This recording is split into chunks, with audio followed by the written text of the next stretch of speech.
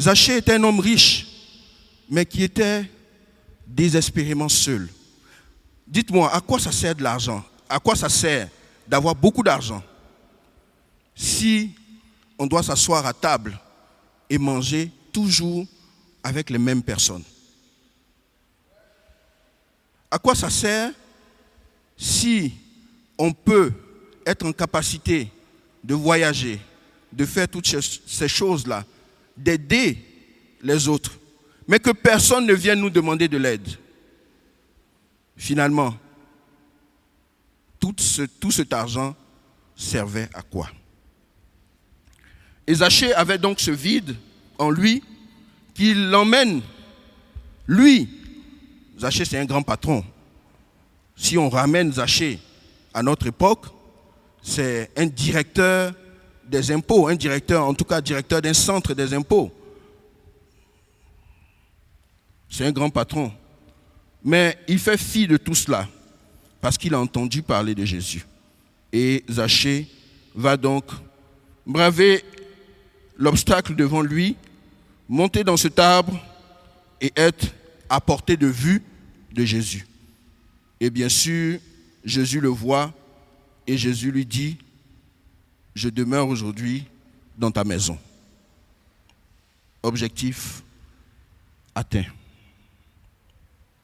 Il a entendu parler de Jésus, mais aujourd'hui, il a la grâce. Jésus vient chez lui. Et la Bible dit, Zachée se hâta de descendre et le reçut avec joie. Alors, je me suis demandé, ça doit être quoi de voir un homme riche recevoir Jésus? Bon, déjà, riche, quand un riche reçoit, la table devait être bien garnie de tout type de nourriture, de boissons, de tout cela. Bref. Mais la Bible dit que Zachée a reçu Jésus avec joie. Et comme Jésus ne marchait pas seul, pour emprunter l'expression, avec son boni. Donc ils avaient droit à un festin. Mais ce qui me frappe ici, c'est que Zachée, l'histoire de Zachée est notre histoire à tous. À un moment donné de nos vies, on a senti ce besoin-là, que Jésus vienne dans nos vies. Parce qu'on a eu soit une difficulté, soit une peine, un vide, mais on a tous, jeunes, moins jeunes, femmes, hommes, ressenti cet appel. Et on a répondu à cet appel. Mais on a répondu avec joie. Comme Zachée, tous autant que nous sommes, nous avons répondu à cet appel avec joie. Et je me souviens du jour où le frère avec qui j'ai étudié la Bible m'a dit: on va aller chez les dirigeants à l'immeuble samaritain pour que tu calcules la dépense. Ce jour-là, mon cœur battait. J'ai dit, mais j'espère que je serai baptisé. J'espère que je vais passer le test. Et donc, j'habitais à Marcory-Sikoji, c'était à l'immeuble samaritain, et c'était en début d'après-midi. L'heure qui m'a été fixée, je suis venu bien avant. Je ne voulais pas être en retard. Et j'étais au pied de, voilà, si vous connaissez, dans la rue, entre le stade Champroux et l'immeuble samaritain. Donc j'étais là et je traînais dans cette rue-là en attendant l'heure. Je ne voulais pas être en retard. Et puis, quand l'heure arrivait, on est monté. Je me souviens qu'il y avait Jacques Camara. Oui, c'est avec Jacques Camara et Thomas Kofi. Et puis, on a échangé. Et la nouvelle est tombée. Tu seras baptisé. Là, la joie a commencé déjà. Je n'étais pas encore baptisé, mais c'était un ouf de soulagement. Et puis, on va chez les Pénis à Trècheville. Et là, j'ai été baptisé. Mais quelle joie! La joie était immense. C'est quand on est sorti de là, c'est un peu comme si mes pieds ne touchaient plus le sol. La joie était profonde. J'étais passé d'un stade à un autre. Je voyais ma vie autrement. J'envisageais vraiment ma vie autrement. Et donc, j'ai reçu le Christ avec joie. Et je sais que ça a été la même chose pour nous. Ce qui va arriver par la suite, c'est que Zachée, se tenant devant le Seigneur, lui dit, « Voici, Seigneur, je donne aux pauvres la moitié de mes biens, et si j'ai fait tort de quelque chose à quelqu'un, je lui rends le quadruple. » Comment on en arrive à une simple visite de Jésus qui se transforme en un acte de repentance profond? Et ce jour-là, dans la vie de Zachée, il prend la décision que sa fortune, ses biens sont réduits de 50%. Donc, il se libère de 50% de sa fortune ce jour-là. Au profit de qui? Au profit de l'œuvre du Christ.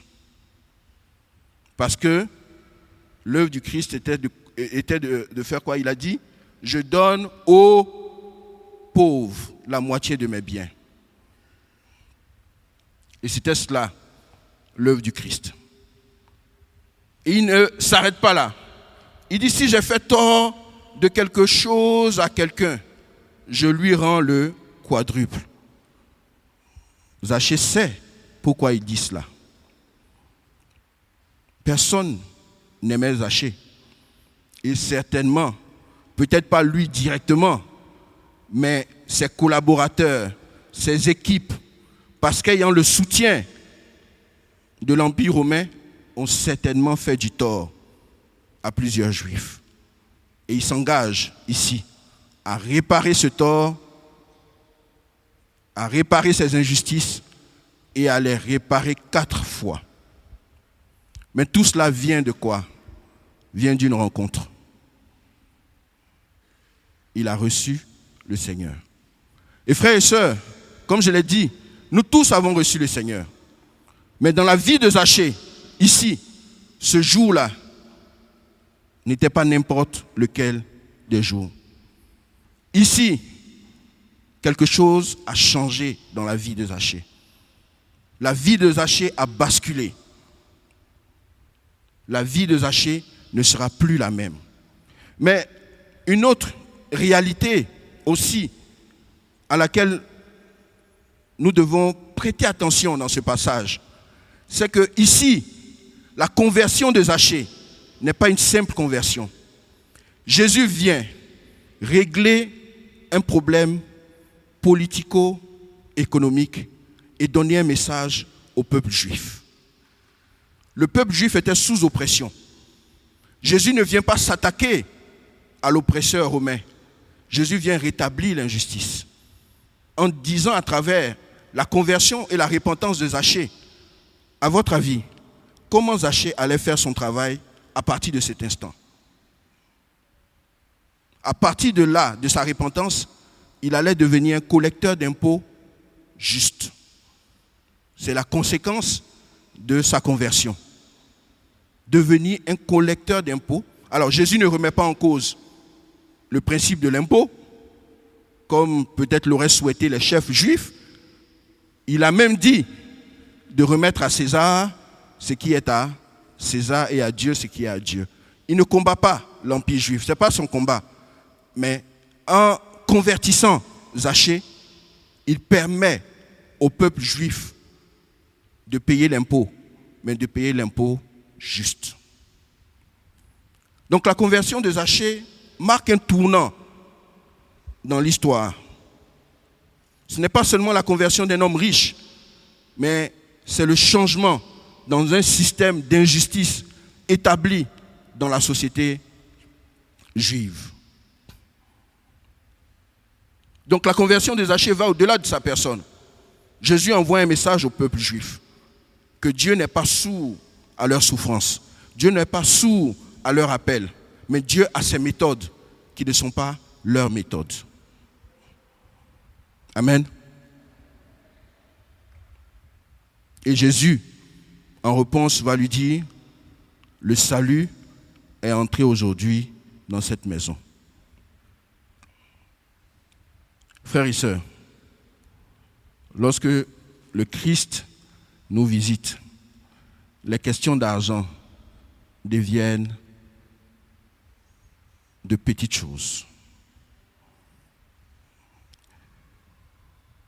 Pour nous, chrétiens d'aujourd'hui, qu'est-ce qui se passe dans la majorité des cas?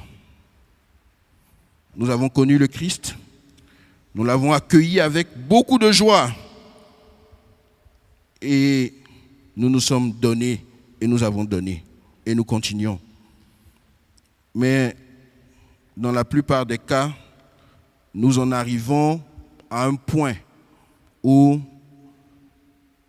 ce qui ici a fait l'objet d'une forte repentance de Zachée devient maintenant pour nous, les chrétiens, une difficulté, un souci. C'est l'occasion de nous poser la question. Est-ce que le fondement, et nous en tant que chrétiens, quel est le fondement? Quelle est la fondation? Si nous voulons construire une maison, il nous faut 3 choses. Un terrain, un architecte et des ressources humaines, financières. Et personne d'entre nous, en voulant construire une maison, et même notre maison de rêve, ne va juste aller et commencer à monter des briques les unes sur les autres sur le sol. Ça serait une folie. On sait tous qu'il va falloir faire une fondation. Et nous également, en tant que chrétiens, de la même façon qu'il faut ces 3 choses. Le terrain, c'est notre vie. L'architecte, c'est Dieu. Et les ressources, c'est tout ce que Dieu a mis autour de nous. Nos parents, notre éducation, l'Église, nos études, notre travail, nos enfants. Tout cela contribue à construire notre maison. Mais il y a un architecte. Et l'architecte a donné le plan. Il a défini le plan. Pour nos mariages, il a défini le plan. Pour l'éducation de nos enfants, il a défini le plan. Pour nos finances, il a défini le plan. Pour notre vie professionnelle, il a défini le plan. Mais est-ce que nous construisons avec ce plan? Ce matin, comme je le disais en tant que chrétien, on en arrive parfois à douter et finalement à faire de la question de l'argent une difficulté, un problème. Et s'il en est ainsi, mon frère et sœur, chez toi ce matin, pose-toi la question, quel est mon fondement? Sur quoi je me suis engagé? Tout ce temps que nous nous sommes engagés sur une déclaration. Cette déclaration-là qui est le fondement de notre foi. Jésus est mon Seigneur et mon Sauveur. Et maintenant, on a fait cette déclaration et parfois, face à la rudesse de la vie, face aux difficultés, face parfois au fait que nous n'apprécions pas telle ou telle chose dans l'Église, nous en arrivons à se dire, est-ce que ça vaut encore la peine de contribuer? Frères et sœurs, la question de l'argent est importante, mais elle n'est pas essentielle. L'essentiel, ici, c'est la rencontre de Jésus et de Zachée. L'argent est venu révéler le cœur de Zachée, un cœur repentant. C'était là qu'il avait besoin de repentance. Souvenez-vous du jeune homme riche qui n'a pas pu opérer la même repentance que Zachée. Il est reparti triste. Zachée a opéré cette repentance. Frères et sœurs, ce matin, je souhaite nous encourager. La question de l'argent, du don, est d'abord une question de nous-mêmes, de notre état de cœur, de notre foi et du fait qu'on s'est personnellement donné, personnellement engagé. Donc quand un chrétien a des difficultés, il doit s'interroger sur sa relation avec le Christ. Il doit s'interroger profondément sur la façon dont il construit sa maison, il construit sa vie. Parce que quand on étudie bien l'histoire de Zachée, on voit ici que la repentance, les fruits de la repentance sont évidents lorsque le Christ nous a touchés. Frères et sœurs, j'aimerais ce matin nous encourager à continuer de donner. C'est un véritable encouragement que je voudrais nous apporter. Parce qu'en fait, ce n'est pas l'argent la question. La question reste et demeure notre engagement chrétien. Ce n'est pas la quantité qui compte. C'est suis-je toujours dans les pas du Christ. Frères et sœurs, revenons au fondement. Revenons au fondement et faisons en sorte qu'en tant que chrétiens, la question de l'argent soit secondaire. Parce que le combat est plus important que cela. Développons suffisamment de conviction pour comprendre que l'argent sert et doit servir la cause du Christ. Ici, Zachée a décidé, après cette rencontre, que son argent servirait la cause de Jésus. Et dans cette salle, je vais vous dire quelque chose. Si Dieu t'a mis là où il t'a mis, s'il te donne le niveau de revenu qu'il te donne, s'il t'ouvre les portes qu'il t'a ouvertes, si tu as fait les études que tu as faites, c'est pour servir le royaume de Dieu. C'est pour servir le royaume de Dieu. Les rencontres que tu fais dans ta vie professionnelle, dans ta vie publique, tout cela doit servir son royaume. Parce que c'est pour cela qu'il ouvre des portes. Amen. Et ce n'est pas une question de quantité. C'est d'abord une question de suis-je toujours basé, ma vie est-elle toujours basée sur ce fondement. Donc ce matin, en contribuant, frères et sœurs, souvenons-nous que chaque offrande que nous faisons dit à Dieu, Seigneur, tout ce que j'ai vient de toi. Tout ce que je suis vient de toi. Aujourd'hui, je voudrais remercier encore une fois ceux qui donnent fidèlement depuis des années. Vous participez à une œuvre qui dépasse largement les murs de cette salle. Par vos offrandes, des vies sont transformées. C'est le plus important. Par vos offrandes, des disciples sont formés. Des familles sont accompagnées. Des églises grandissent. Des responsables sont équipés. Des missionnaires sont envoyés. Votre fidélité porte du fruit, même lorsque vous ne le voyez pas. Et si certains parmi nous se sont découragés, je voudrais simplement nous dire, ne regardez pas d'abord votre portefeuille, regardez à nouveau Jésus. Revenez au fondement. La joie de donner reviendra lorsque la joie d'appartenir à Christ remplira de nouveau votre cœur. Que Dieu vous bénisse.